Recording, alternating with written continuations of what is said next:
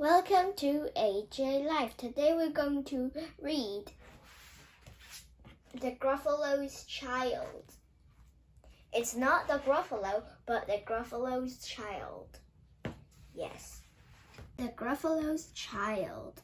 The author is Julia Donaldson. The Gruffalo said that no Gruffalo should ever set foot in the deep dark wood.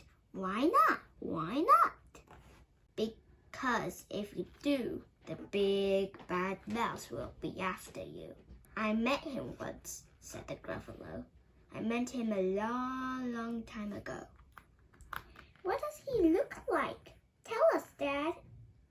He is terribly big and terribly bad. I can't quite remember, the Gruffalo said. Then he thought for a minute and scratched his head. The big bad mouse is terribly strong, and his scaly tail is terribly long. His eyes are like pools of terrible fire, and his terrible whiskers are tougher than wire. One snowy night, when the Gruffalo snored, the Gruffalo's child was feeling bored. So the Gruffalo's child was feeling brave. So she tiptoed out of the Gruffalo cave. The snow fell fast and the wind blew wild. Into the wood went the Gruffalo's child. Aha! Oh-ho! A trail in the snow. Whose is this trail and where does it go? A tail poked out of a log pile house. Could this be the tail of the big bad mouse? Out slid the creature. His eyes were small, and he didn't have whiskers. No, none at all. You're not the mouse. Not I, said the snake. He's down by the lake, eating Gruffalo cake. The Gruffalo fell fast and the wind blew wild. I'm not scared, said the Gruffalo's child. Aha! Oh-ho! Marks in the snow. Whose are these claw marks? Where do they go? Two eyes gleamed out of a treetop house. Could these be the eyes of the big bad mouse? No, you can clearly see it's an owl, not a mouse. Down flew the creature. His tail was short, and he didn't have whiskers or of any sort. You're not the mouse. Too-hoo! Not I. But he's somewhere nearby, eating Gruffalo pie.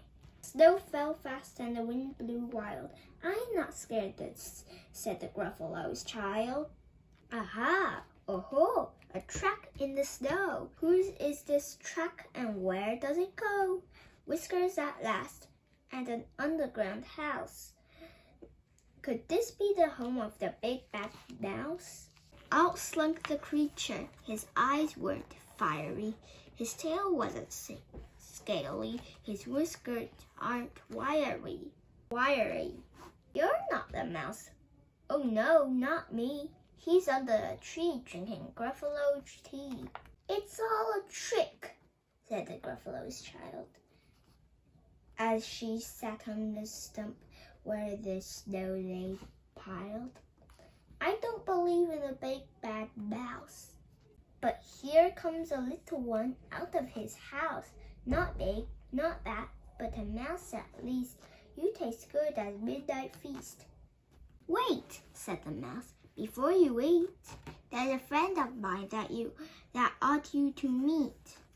If you'll let me hop onto a hazel twig, I'll beckon my friend is so big and big.